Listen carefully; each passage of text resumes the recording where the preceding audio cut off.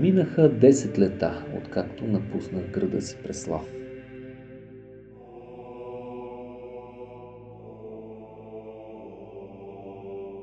Роден съм край църквата, в която се е молил князът покръстител. Тука разказваха сърцето на България. Вярата, дето ни пази. Пази я и ти тази вяра. И зарекох се да я пазя, да следвам пътя му и истината.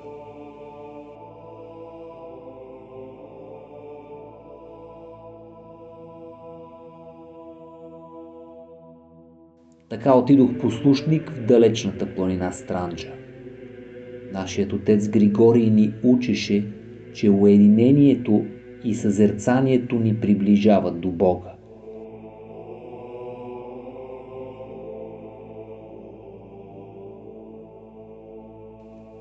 Човек трябва да успее да види божествената светлина със сърдечните си очи.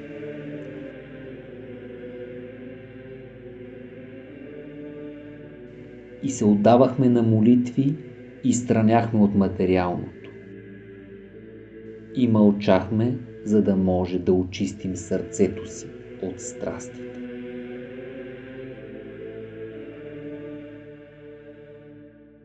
Господи Исусе Христе, Сине Божий, помилуй ме, грешния.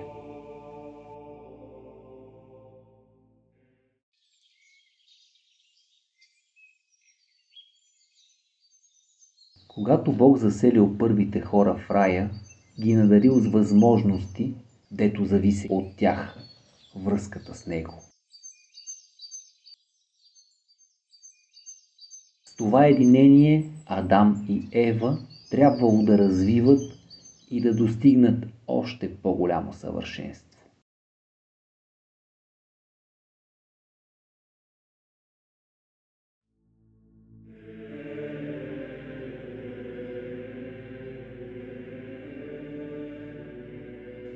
Дал Бог една заповед – да не се вкусва от плодовете на дървото за познаване на добро и зло.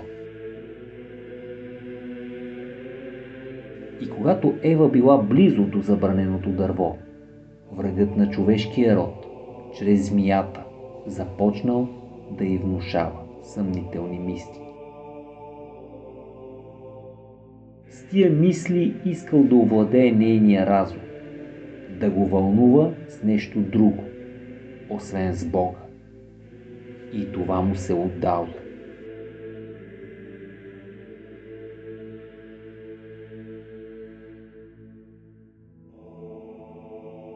Греховете се сраснали с людската природа и човек със свои сили, без благодатна помощ, не можел да се избави вече от тях.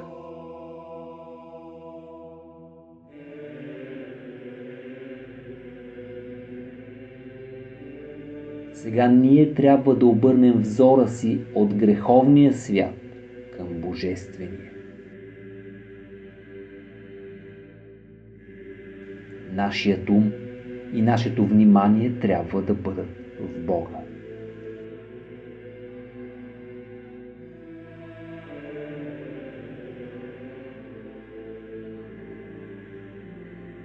И рече ни Григорий: помни Господа, твоя Бог.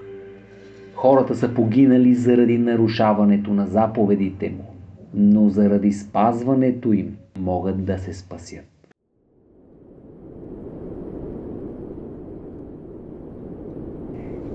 След кръщенето ми исках да съзерцавам и тръгнах обратно към родния Преслав, за да се докосна до нетварната светлина. Тая благодат, идваща от Бога, която е Неговия дар за човека. А в планината ни имаше толкова много от нея. Толкова много обичаше Преслав и българите Бог.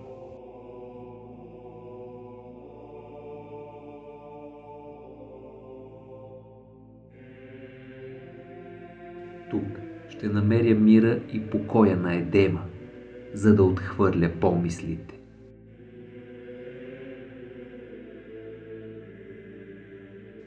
да пречисти ума си и обърнат на празно огледало. В него да се отрази нетварната светлина.